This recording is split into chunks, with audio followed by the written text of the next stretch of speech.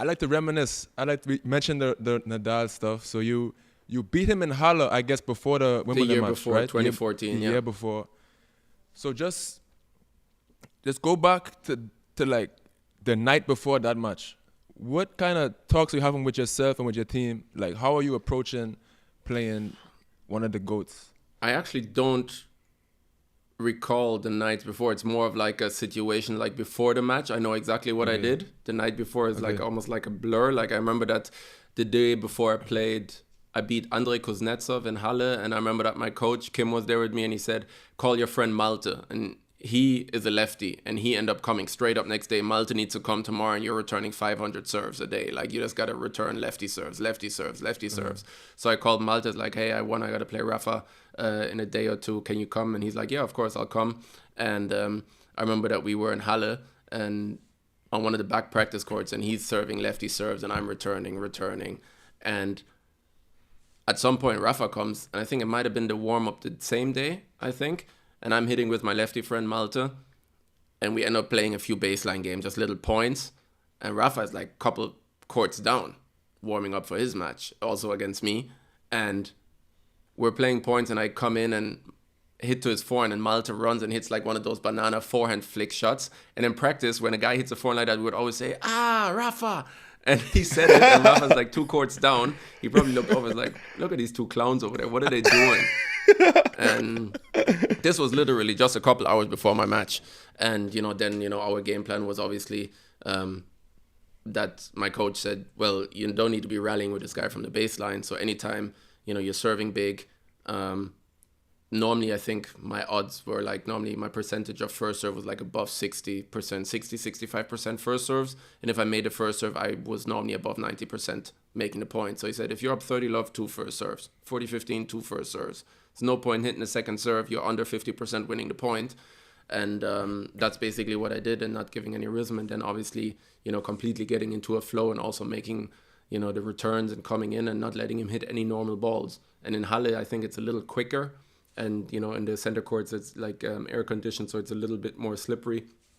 And obviously he came from Paris, won Paris, and he had a bye first round, I believe, and didn't really have any practice. So that for me obviously was a great win, but the bigger and important one obviously is Wimbledon, just because it's Wimbledon, and second of all, it's best of 5. And he won Stuttgart the week before, so he had a bunch of grass matches. He won the first round at Wimbledon, so it was like 6-0 at that point. And for me, it was sure that I was going to try and do the same thing, but to keep it up for however long the match was going to take, 5 sets on a center court, that's for sure is going to be slower. That's a different thing, trying to put that together. What is that like? So before that match starts, are you thinking, I'm going to win this match, or are you simply thinking about the process of what you have to do? Just thinking stuck that on the game plan. I can win if I do the same thing. Obviously, I have to believe that I can win the match, and I need to do the same thing. The question is, am I going to be able to do, because at the end of the day, it's really high-risk tennis, and I got to do that to take him out of his comfort zone and don't make any mistakes doing it, or doing more winners and not as many unforced errors, which is very difficult. And I remember that I was in the locker room before, and they asked me, like, hey, do you want to go and see the court? And I was like, nope. I was like, I'm not trying to deal with these nerves now. So I was like, I'll just deal with it when I get out there. So I was just kicked back in the locker, because before that point, I'd never been on center court. I've never watched a match on center court. So I was like, I'll deal with that once I go out. And I guess what helped is that I played against Rafa before in 2014. So I didn't have to deal as much with who I'm playing against, but more like going out and like taking it all in. And obviously being on Arthur Ashe before and other big courts, it helped, but it's still a lot when it's Wimbledon and, it's packed. How was the pre-match, like right before? Is he doing all that jumping up and down and stuff? And is that intimidating at all for you, or you don't even? I actually don't. I had my headphones on. That song was playing. I was just trying. straight. Yeah, I'm just looking straight. I'm not too worried about trying to do anything that's gonna get me out of focus. And so you don't look at nothing. Makes sense. I don't even remember if he was before or after me. If I walked out first or he walked out first, all of that to me is a blur. I just remember walking out of the court, having the headphones on, so I didn't really hear all of that stuff in the beginning. And then I put it down and like took the headphones off, and then kind of realized, okay, shit, now I gotta play tennis. You're good at finding the flow state? It sounds like you say blur a lot. Like, are you good at just sort of blocking out the world and just getting into... I don't know if that's what you would call it, but I think I can, music helps me to at least, turn the outside noise off. And I guess then you're in your own head. But I don't think anyone ever asked me if I can remember walking out on center court. Okay. So it's not something that's good. You get a new question today at least. Definitely. And then in the match itself against Rafa, so obviously you have your game style. Like you said, if you believe that if you execute your game style, then it'll give you the best chance of winning or whatever. And it's like high risk kind of tennis. But is there anything tactically going on for Rafa itself? Like are you approaching to a certain side? Are you serving? Are you targeting a certain side? Do you remember any of that? Yeah, or is it? But the same way as the match before, a lot of on the due side, backhand returns down the line take away time on the forehand. And that was the plan, to go a lot forehand, body forehand, middle of the court, returning. Especially on the due side, the slider is always going to come to my backhand. Kind of knew that he very seldomly at that time hit kick serves, second serves to a forehand. So it was only body backhand, so I was ready for that. So either flat down the line and come in, or chip and charge and come in, and on the ad side, same thing. Is it easier knowing that if I want to beat this person, I have one option and then you have to commit to it fully, versus let's say you're playing somebody at your ranking at Islam in the second round, and maybe there are different ways you can win, and maybe you might feel like you're favored to win. Like you have more options, and I guess you could win multiple ways. So it might be a little bit more, For me, it would always be the same way, because I'm going to try and play the same way. But obviously playing that high-risk tennis against Rafa, there's no pressure if I miss. If I play someone that I should be beating, then everyone's like, well, why isn't he just putting the ball in the court?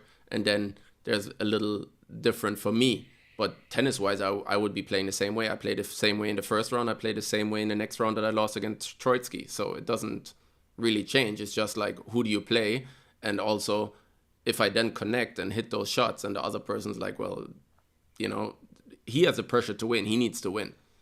And then obviously after winning the Rafa match, everyone's like, okay, he beat Rafa, now you got to win. So that happens also a lot, that guys beat big seeds, and in the next round it's tough to win the match, because that's actually maybe a more difficult match, because you're now dealing with all this pressure, which I didn't have in the Rafa match. If I lose to Rafa 1-1 and 2, no one's going to say anything. It's just a normal match. Yeah. And then what about, how do you handle losses when it's someone that maybe you should beat, or a ranking closer to yours? How do you handle those losses? Are you tough on yourself or not really? I think that was very difficult in the beginning of my career, because I wouldn't accept that. It was tough for me to accept that I'm obviously going to play and make mistakes, and that I needed to continue playing my game though.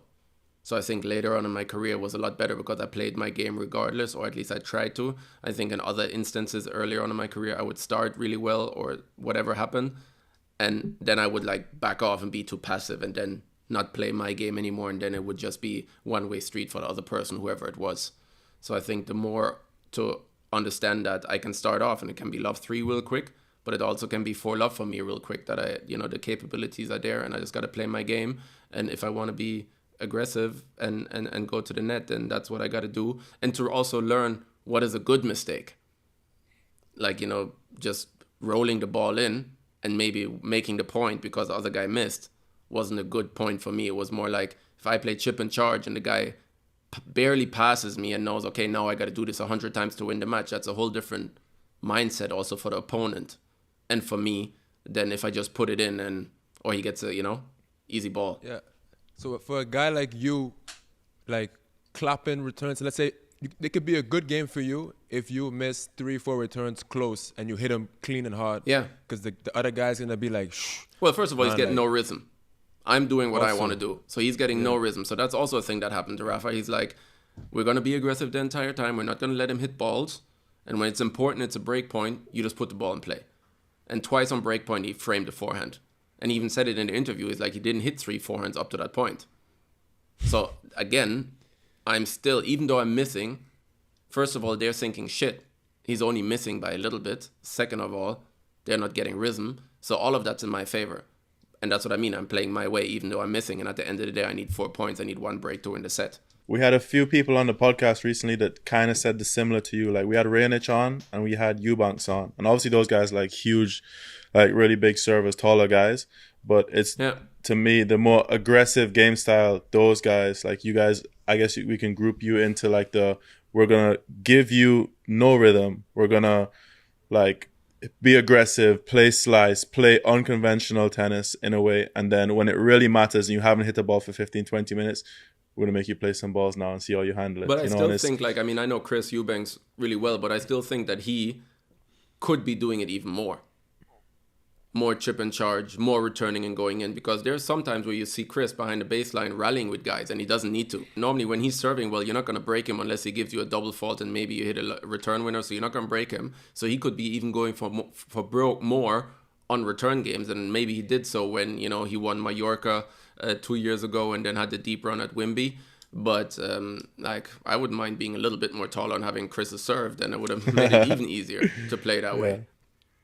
Yeah, that's one of the things I think Justin might have brought up in the episode with him saying, like, we remember when he was having that rise, he was like taking backhands and going line like super early. Like there wasn't that much rallying. It was like the ball was going to just go like straight, not that much height and shape on it. It's just going to go like bullet lasers and try and get in and play that aggressive style. Like I agree. A lot of people always forget the second and third year on tour is always a lot more difficult than the first year when guys don't really know you yet, don't know how you play. And now you're maybe top 100 and now everyone knows you. People look at your stats, people look at your serving patterns, and now you still got to play the same way and bring up those results. It's always tough. Thanks for watching this clip. If you want to watch the full episode, the link is in the description down below.